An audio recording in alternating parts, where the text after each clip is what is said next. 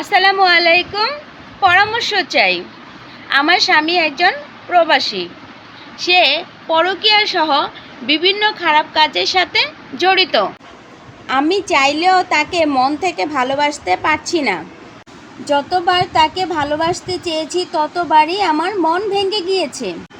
এমনকি সে দেশে আসলেও আমাকে অনেক বেশি মারধর করে।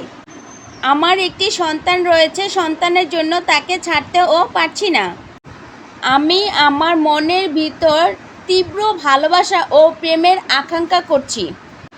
আল্লাহ মাফ করুন, হারাম রিলেশনে জড়িয়ে যাওয়ার আকাঙ্ক্ষা করছি। এমন অবস্থায় আমার করণীয় কী? আর হ্যাঁ, কেউ এই কথাগুলোকে বাজেভাবে ইন্ডিকেট করবেন না বা বাজে মন্তব্য করবেন না।